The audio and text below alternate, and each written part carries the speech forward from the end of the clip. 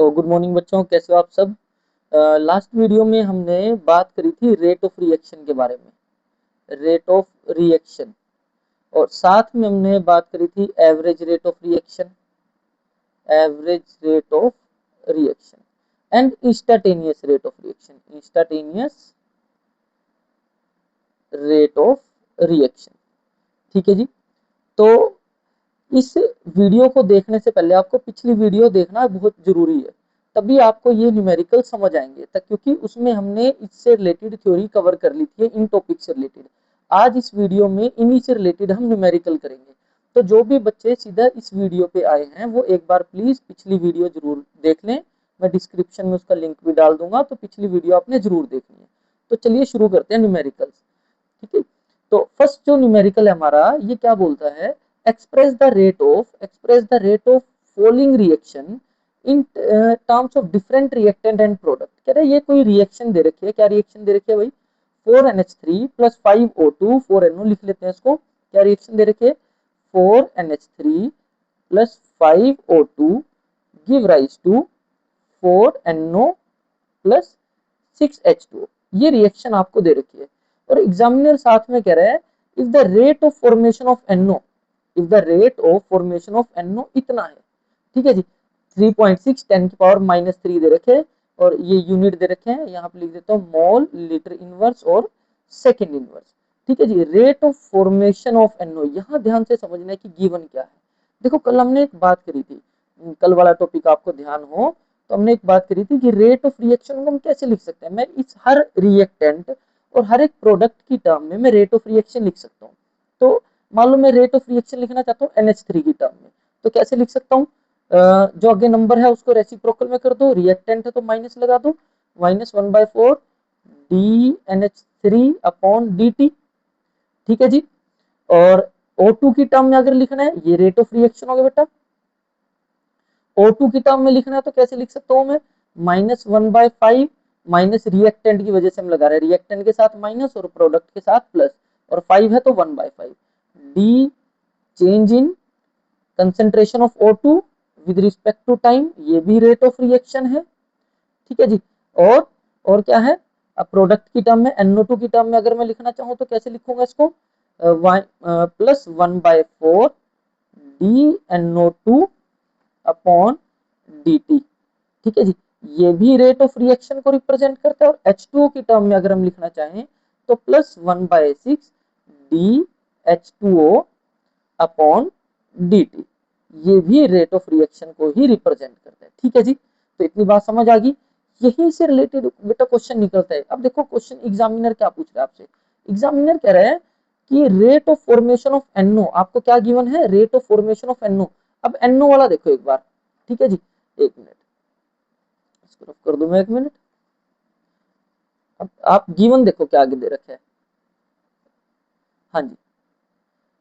अभी देखो rate of formation of NO, यहाँ पे देखो रेट ऑफ रिएक्शन का देखो एक बार NO की टर्म में, NO की टर्म में ये NO है बेटा, NO2 नहीं है, ये NO है। ठीक है जी। NO की टर्म में ये पूरा रेट ऑफ रिएक्शन है, पूरा रेट ऑफ रिएक्शन है। कल भी हमने बात करी थी लास्ट वीडियो में कि इतना जो हिस्सा है ये पूरा बॉक्स तो रिप्रेजेंट करता है रेट ऑफ रिएक्शन को, और ये सिर्फ इतना सा हिस्सा DNO/DT ये रिप्रेजेंट करता है rate of formation of NO। जैसे यहाँ पे मैं कोई भी बॉक्स उठा लूं, ये पूरा बॉक्स बेटा रिप्रेजेंट करता है रेट ऑफ रिएक्शन को, रेट ऑफ रिएक्शन को। और ये सिर्फ इतना सा हिस्सा, ये वाला हिस्सा DH2O/DT ये रिप्रेजेंट करता है rate of formation of H2O। तो ये बातें आपको पता होनी चाहिए, ये लास्ट वीडियो में हमने डिस्कस कर रखी है। ये पूरा बॉक्स, ये पूरा बॉक्स रिप्रेजेंट करता है रेट ऑफ रिएक्शन को, रेट ऑफ रिएक्शन। और सिर्फ ये इतना सा हिस्सा DO2 अपॉन DT, -7 लेके चल लेना बेशक, DO2 अपॉन DT ये रिप्रेजेंट करता है rate of disappearance of O2। मतलब जो रिएक्टेंट होते हैं वो डिसअपियर होते हैं और जो प्रोडक्ट है वो फॉर्म होते हैं, तो rate of disappearance of O2। तो अभी यहाँ पे आपको क्या गिवन है, rate of formation of NO, मतलब rate of formation of NO का मतलब है ये चीज गिवन है, ये पार्ट गिवन है। तो एक बार लिख लेते हैं क्या गिवन है, DNO अपॉन DT, DNO/DT की आपको वैल्यू है, मतलब rate of formation of NO। क्या वैल्यू गिवन है इसकी, 3.6 10 की पावर -3, ठीक है जी, मोल, लीटर इनवर्स और सेकंड इनवर्स, ये वैल्यू आपको गिवन है। ठीक है जी, अब डिटरमाइन क्या करना है, फर्स्ट क्या फाइंड आउट करना है बेटा, फर्स्ट आपको फाइंड आउट करना है rate of disappearance of NH3। NH3 मतलब rate of disappearance of NH3 का क्या मतलब है, NH3 की टर्म में ये पूरा बॉक्स तो क्या रिप्रेजेंट करता है, रेट ऑफ रिएक्शन, और सिर्फ इतना सा हिस्सा क्या रिप्रेजेंट करता है, rate of disappearance of NH3। मतलब आपको फाइंड आउट क्या करना है, DNH3 अपॉन dt, ये हिस्सा आपको फाइंड आउट करना है। ठीक है जी, क्लियर है, ये हिस्सा आपको फाइंड आउट करना है। अब देखते हो, अब देखो ये हमें गिवन है, ठीक है जी, और ये हमें फाइंड आउट करना है, ये फाइंड आउट करना है। तो कैसे करेंगे भाई, अब ये हिस्सा, ये जो पूरा बॉक्स है NH3 वाला, पूरा रेट ऑफ रिएक्शन का ये बॉक्स NH3 वाला, और इधर ये NO वाला, ये भी पूरा रेट ऑफ रिएक्शन, ये भी पूरा रेट ऑफ रिएक्शन, तो दोनों को इक्वल रख सकते हैं। ये पूरा भी रेट ऑफ रिएक्शन, ये पूरा भी रेट ऑफ रिएक्शन, दोनों बॉक्स को आपस में इक्वल रख सकते हैं। -1/4 डी NH3 अपॉन dt और is equal to 1/4 plus 1/4 D NO upon dt। ठीक है जी, बहुत सिंपल है। हमने क्या किया, क्या किया हमने, हमने हमें NO की वैल्यू दे रखी है, फॉर्मेशन DNO/dt की दे रखी है, और इसकी हमें कैलकुलेट करनी है DNH3/dt की। तो इसके NO वाला का जो पूरा बॉक्स है, मतलब रेट ऑफ रिएक्शन NO की टर्म में और NH3 की टर्म में जो रेट ऑफ रिएक्शन है, ये पूरा बॉक्स, दोनों को हम आपस में इक्वल रख सकते हैं, क्योंकि ये भी रेट ऑफ रिएक्शन है, ये भी रेट ऑफ रिएक्शन है। अब क्वेश्चन में बचा ही कुछ नहीं है, अब क्या करना है, -1/4 DNH3 upon dt, DNH3 upon dt is equal to 1/4। हाँ जी, इसकी वैल्यू हमें गिवन थी DNO/dt की वैल्यू, ये गिवन थी ऊपर वैल्यू इसकी, क्या वैल्यू थी इसकी, 3.6 10 की पावर -3। ठीक है जी, 4 से 4 कैंसिल हो गया, और क्या बचा, DNH3 अपॉन dt और इज इक्वल टू 3.6 10 की पावर -3। ठीक है जी, ये आ गया रेट ऑफ यूनिट, आ जाएंगे मोल, लीटर इनवर्स और सेकंड इनवर्स। ठीक है जी, ये आ गया rate of disappearance of NH3। Minus आप लगाओ ना लगाओ चाहे, ठीक है जी, माइनस यहाँ पे भी रिप्रेजेंट कर सकते हो तुम, क्योंकि डिसअपीयर हो रहा है तो मतलब कम हो रही है कंसेंट्रेशन, वैल्यू के साथ मैग्नीट्यूड के साथ माइनस ना लगाना। ठीक है, तो ये हमने इस तरह से डिटरमाइन कर लिया। बताओ जी, कोई समस्या है इसमें। ठीक है, अब नेक्स्ट पार्ट पे आते हैं, नेक्स्ट पार्ट क्या बोलते हैं, नेक्स्ट पार्ट, एक मिनट, हाँ जी, अभी नेक्स्ट पार्ट क्या बोलते हैं, ये रहा next part, rate of formation of H2O determine करो। क्या कह रहा है वो, rate of formation of H2O। Rate of formation of H2O का मतलब, देखो H2O वाला बॉक्स देखो, H2, ये पूरा बॉक्स क्या है बेटा, ये पूरा बॉक्स रेट ऑफ रिएक्शन को रिप्रेजेंट करता है, किसको रिप्रेजेंट करता है, रेट ऑफ रिएक्शन को। और सिर्फ ये इतना सा हिस्सा, ये इतना सा हिस्सा, ये किसको रिप्रेजेंट करता है, rate of formation of H2O। तो यही तो निकालना हमने, DH2O अपॉन dt, ये फाइंड आउट करना है सेकंड केस में। तो अब भी कोई समस्या नहीं, कोई भी दो रेट ऑफ रिएक्शन आपस में इक्वल रख दो, यही रख देते हैं इस बॉक्स को। ठीक है जी, ये जो बॉक्स है, एक मिनट, ये बॉक्स, ठीक है, और इस बॉक्स को आपस में इक्वल रख दो, क्योंकि दोनों ही क्या रिप्रेजेंट करते हैं बेटा, दोनों ही रिप्रेजेंट करते हैं रेट ऑफ रिएक्शन को। तो दोनों ही रेट ऑफ रिएक्शन को रिप्रेजेंट करते हैं, इक्वल रख सकते हैं। तो 1/4 DNO by dt, DNO/dt is equal to 1/6 DH2O/dt, दोनों के इक्वल रख सकते हैं हम। ठीक है जी, अब ध्यान देंगे, 1/4 DNO/dt की वैल्यू क्या थी, स्टार्टिंग में गिवन थी, DNO/dt की वैल्यू क्या थी भाई, स्टार्टिंग में देखो ये हमने लिखा था, ये स्टार्टिंग में ही लिखा था हमने वैल्यू। ठीक है जी, ये वैल्यू जो लिखी थी हमने, DNO/dt की वैल्यू कितनी थी इसकी, 3.6 10 की पावर -3 और इज इक्वल टू 1/6, ये हमने फाइंड आउट करना है DH2O/dt। ठीक है, अब सिर्फ क्रॉस मल्टीप्लाई कर देंगे और कुछ नहीं, ये 6 इस तरफ आ गया, 6/4 मल्टीप्लाई 3.6 10 की पावर -3, और ये आंसर आ गया हमारा DH2O/dt। ठीक है जी, अब आगे कुछ नहीं बचा, सिर्फ मैथमेटिकल कैलकुलेशन है, आप सब कैलकुलेट करना है इस चीज को। ठीक, तो ये आ जाएगा DH2/dt। तो मेन बात क्या है बेटा, यहाँ से आंसर आपके निकलेंगे। ये जो बॉक्स है ना, ये सबसे पहले आपने बना लेने हैं, ठीक है जी, ये बना लेने आप सबने। इसको हाईलाइटर ले लेते हैं, एक मिनट। हाँ जी, ये बॉक्स आपने बना लेने हैं, ये वाले। जब रेट ऑफ रिएक्शन लिख दोगे तो किसी न्यूमेरिकल में आपको रेट ऑफ रिएक्शन दे देते हैं कैलकुलेट करने के लिए, किसी रिएक्शन में रेट ऑफ फॉर्मेशन, डिसअपियरेंस, इस तरह से दे देते हैं अलग अलग न्यूमेरिकल। तो ये बोर्ड के पॉइंट ऑफ व्यू से इंपॉर्टेंट न्यूमेरिकल है, आपको पता होना चाहिए इसका न्यूमेरिकल का, ठीक है जी। अब नेक्स्ट न्यूमेरिकल देखते हैं अपना। तो ये तो आपको समझ आ गया होगा, अगर थोड़ा बहुत डाउट है तो वीडियो को एक बार रिकैप कर लेना।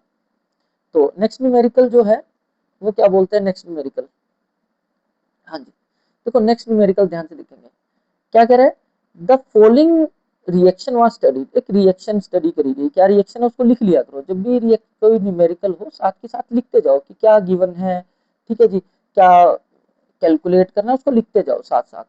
तो रिएक्शन गिवन है 2N2O5 give rise to 4NO2 plus O2, ये रिएक्शन है जी गिवन, ठीक है जी।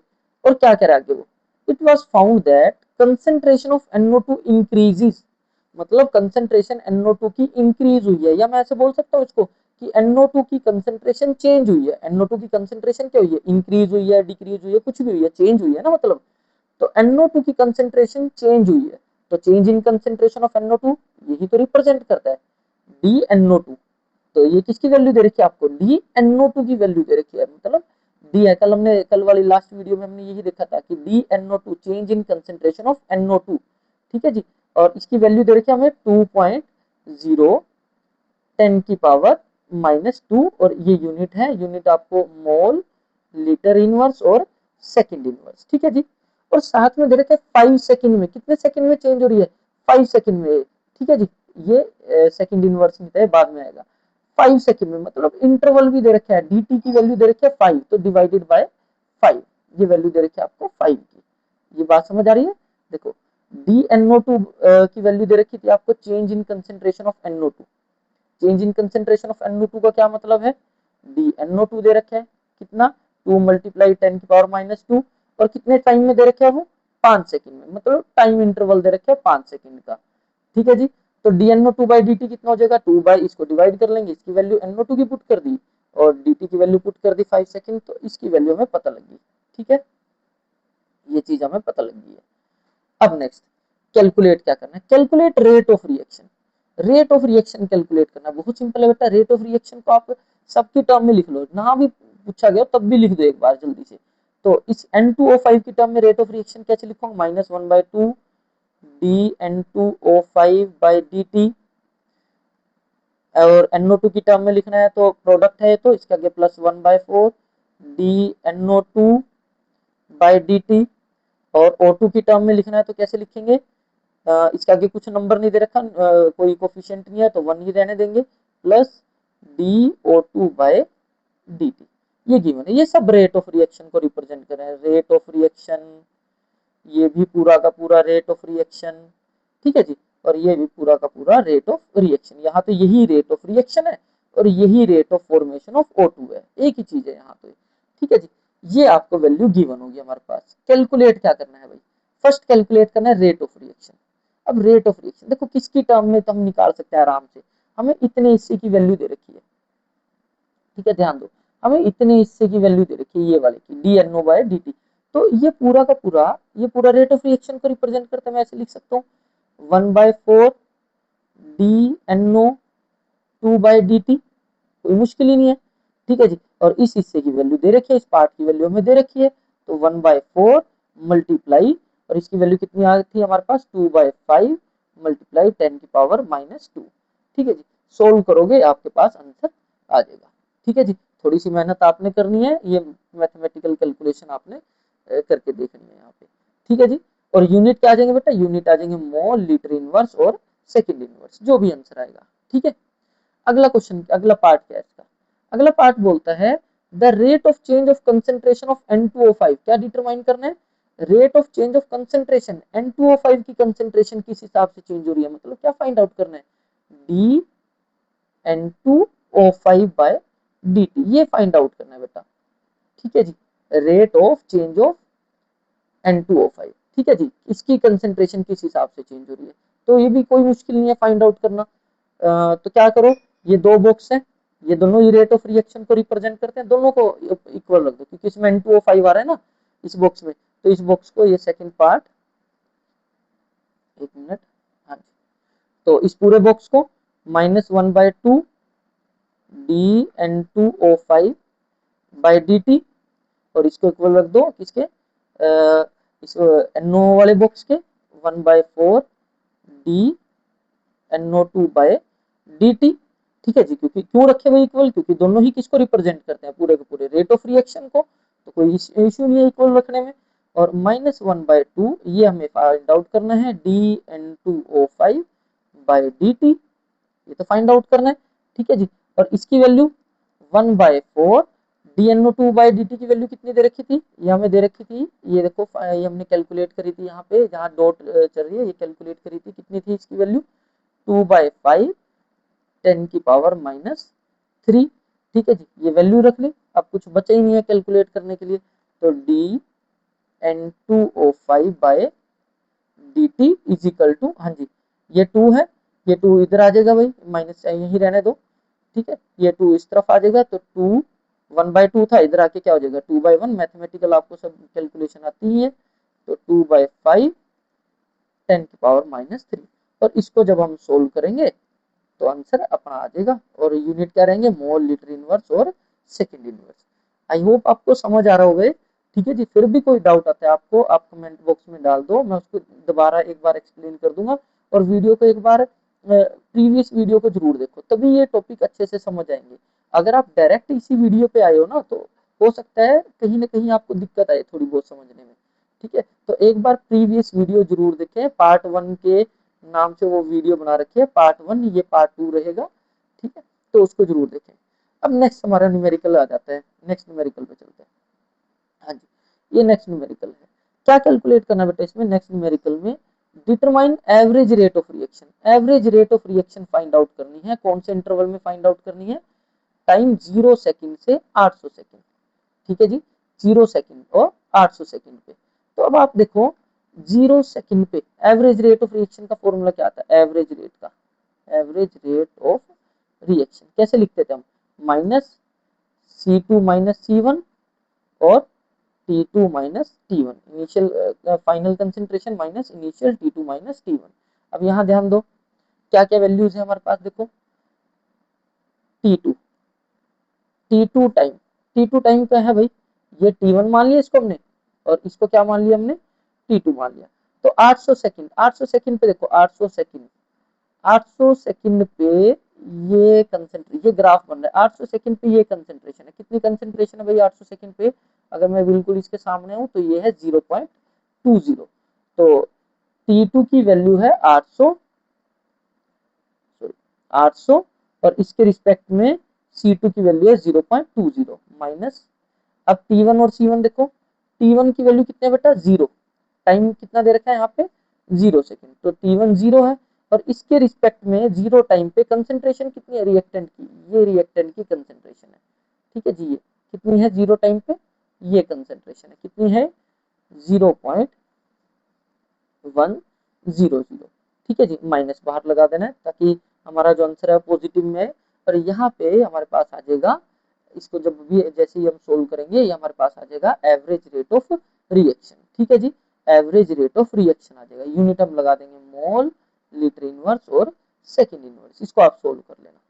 ठीक है, नेक्स्ट बात करते हैं इसी से related instantaneous rate of reaction की। ठीक है जी, इंस्टेंटेनियस रेट ऑफ रिएक्शन, देखो अगले क्वेश्चन में क्या पूछा है कि डिटरमाइन करो rate of reaction at instantaneous rate of reaction at 600 second, 600 second पे इंस्टेंटेनियस रेट ऑफ रिएक्शन। अब सबसे पहले तो आप यहाँ देखो इस ग्राफ में कि 600 सेकंड आपको कहाँ नजर आ रहा है, ये रहा 600 सेकंड।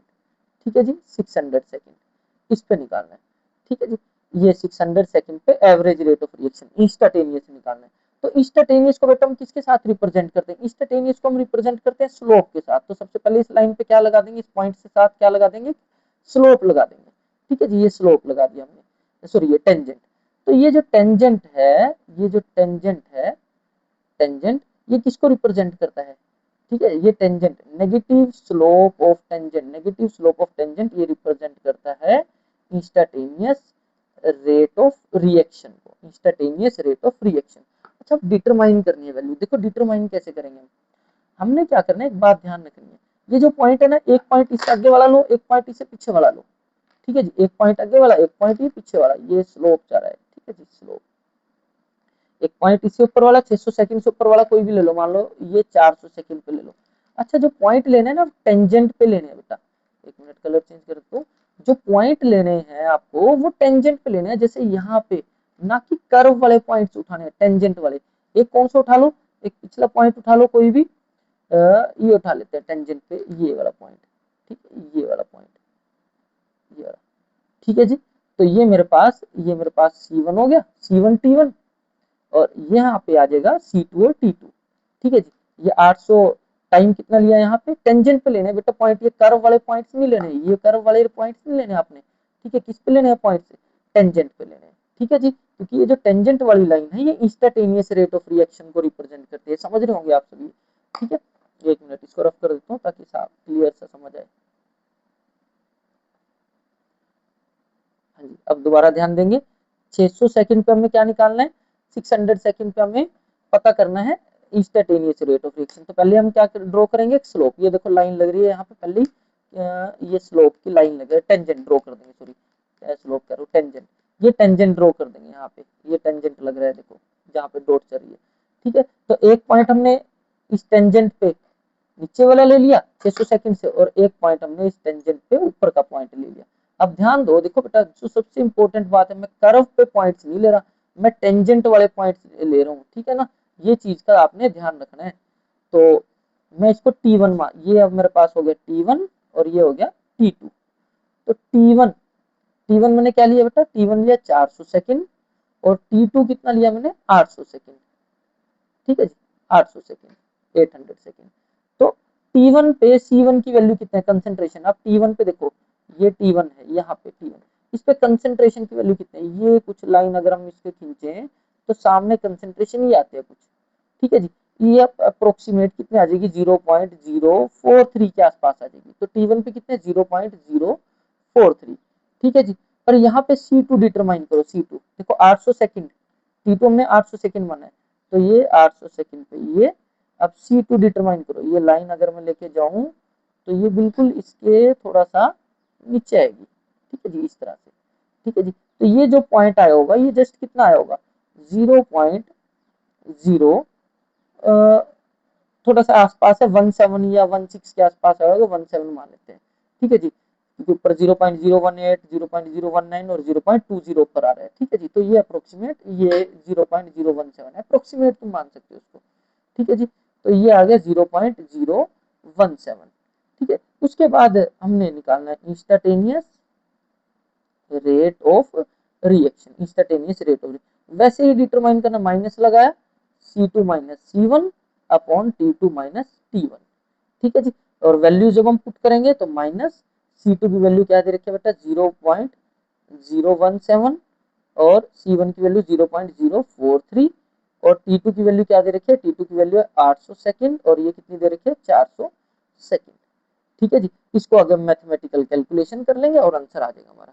अब सबसे इंपॉर्टेंट जो बात आ रही है ना बार बार, वो क्या आ रही है, जब भी हम instantaneous rate of reaction find out करें ना बेटा, मैं जो पॉइंट्स ले रहा हूँ वो कहाँ पे ले रहा हूँ, टेंजेंट वाले पॉइंट्स ले रहा हूँ, ठीक है जी, ये ध्यान आप जरूर रखो, मैं टेंजेंट पे पॉइंट्स ले रहा हूँ बेटा, ये टेंजेंट पे, ठीक है जी, ना कि कर्व पे लिया, कर्व की लाइन ये है, ये कर्व की लाइन है, तो इसके इसके वाले पॉइंट्स नहीं मैंने उठाए, मैंने टेंजेंट पे दो पॉइंट उठाए हैं।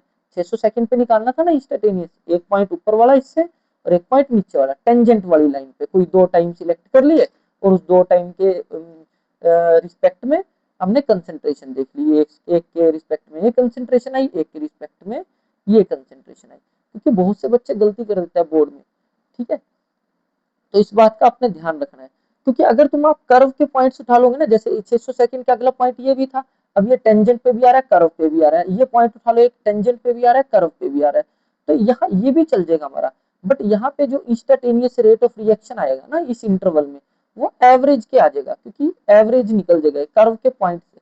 तो ध्यान रखना एक चीज, जैसे मैं यहाँ लिख देता हूँ, जो कर्व के पॉइंट्स है, कर्व के पॉइंट्स, ठीक है, उस पर हम फाइंड आउट करेंगे average rate of reaction, average rate of reaction.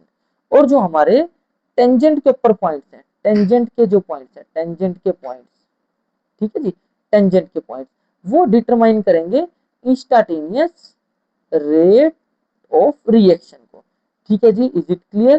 तो वीडियो अगर अच्छी लगी हो तो एक बार लाइक जरूर कर दिए, फिर उस चैनल को सब्सक्राइब जरूर करें प्लीज, नया चैनल है इसको सब्सक्राइब करें। डेली आपको हर रोज आपको कोई ना कोई टॉपिक से रिलेटेड वीडियो रहेगी, और हम लाइन में चलेंगे, ऐसे नहीं है कि होच पोच खिचड़ी पकाएंगे कि कभी किसी चैप्टर की वीडियो कभी किसी की वीडियो आ गई। हम केमिकल काइनेटिक्स से स्टार्ट करेंगे, पार्ट 1 इसका आ चुका है, पार्ट 2 अब ये वीडियो बन गया पार्ट 2, ठीक है जी। उसके बाद हम नेक्स्ट टॉपिक पे चलेंगे, ठीक है जी। तो पहले हम केमिकल काइनेटिक्स को कंप्लीट करेंगे, then we go to next chapter. चलो ठीक है जी, थैंक यू वेरी मच, और लाइक जरूर करना प्लीज, और सब्सक्राइब भी चैनल को जरूर करना। Thank you.